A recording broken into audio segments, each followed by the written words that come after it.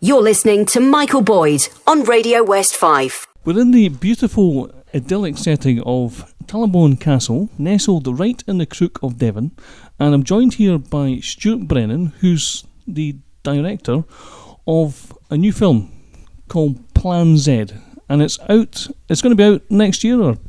It's actually going to premiere up here at the end of August as part of the Jam Film Festival. We'll be premiering in Leicester Square in October and then going out nationwide in cinemas then. So what was your inspiration behind the movie, Stuart? What inspired you to make a Plan Z movie? So I travel an awful lot. When you travel, you have a lot of time to think. I often think about what I would do in a zombie apocalypse, and that's really how it started. I started coming up with the basis of a plan, and I thought, well, that would be quite interesting to actually see a character come up with this plan and then try and action it, and then see where that takes you. And it then sort of evolved into the screenplay that it is, and we set it up here in Scotland because two of the other producers are from Scotland. It's just kind of all come together now into this pretty exciting big project. And the actual film's about a guy who how he copes in an apocalypse in a real quite a real and sort of graphic manner. Is that right? Yeah, it's a very gritty film. So it follows our hero as he actions his plan when the zombie apocalypse starts, and then we follow him and we see how his plan works and how he has to adapt to the many changing conditions throughout the film. So obviously we're at Tullibole Castle, right here in the Crook of Devon in Scotland, and there's a number of settings that you've chose for the film. I mean, how does a director bring that all together into the film? Or is that part of the storyline? Well, the story sort of sets up the locations for you, so you know what you're looking for and why, and then it's up to us to find locations that are going to work. Up here at Tullibole Castle, it's beautiful, and we really wanted these beautiful idyllic settings to kind of be a contrast against the carnage that the zombie apocalypse brings.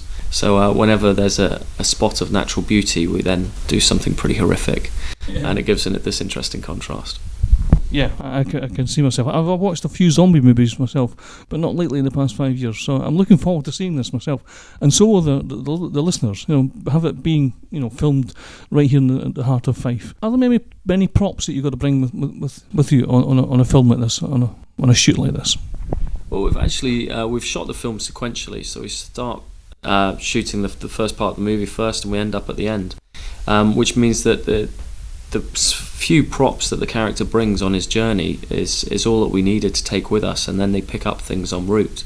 So there haven't been many huge unit moves, as it were, needing vans and trucks and lorries. It's all pretty much fitted in the back of a car, as that's all you'd have when escaping a zombie apocalypse. Mm-hmm. So we haven't moved too much around. We've got a fantastic makeup team, which is headed by Sarah McCracken, who runs a company called Sarah's Scars, and so they've been having to cart around all sorts of prosthetics and interesting bits and bobs to make the zombies look as horrific as possible. Yeah. I've not seen any of the prosthetics yet, but they're quite graphic and quite brutal looking.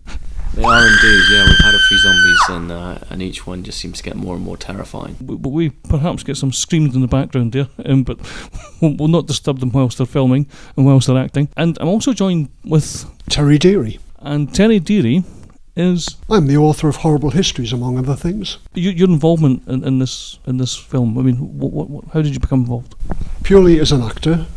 40 years ago I started my acting career in Wales, and I've known Stuart for 10 years. We've done some things together, and this time he offered me this cameo role, and this morning I was slaughtered mercilessly by the heroine.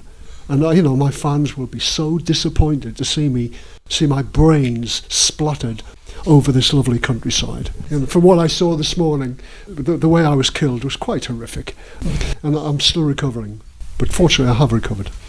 I take it the method of your demise is going to be sort of kept a secret until people actually watch the film? No, I don't think it's much of a secret. If you want to kill a zombie, just beat his brains until they're sort of spread over the grass. It's very simple. I don't think it's a secret. I don't know how you go through that in a film set and then actually survive it. It's amazing, I've just got a very good healing properties, I think, Is it like something out of Star Trek and just heal immediately, or Doctor Who? Or Horrible Histories. Or Horrible Histories, yeah, indeed, yeah. Quite a jump from being a children's author into a zombie movie. I mean, what inspired you to become involved, or did was your arm put behind your back and told you come along? Not at all. I spend so much time writing books. It's lovely to get out. And Horrible Histories has been very big on television. And they always give me little roles in all of the sketches. Well, not all of the sketches, but a few of the sketches.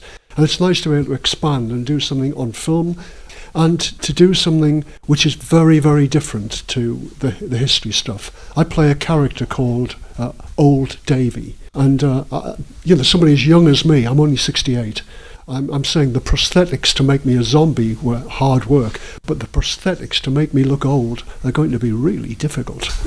Of course, I could only agree with that, yeah. There was laughter in the background. Someone laughed. Someone laughed. That's terrible. Probably with a rock to the brain. Oh, right, so we're going to have a real live murder here. Recorded live on Radio West Fife, and I think I'll stick around to see it. Catch all your feel-good hits and laughs on the Friday 10 till 1 show with Michael Boyd on Radio West Fife.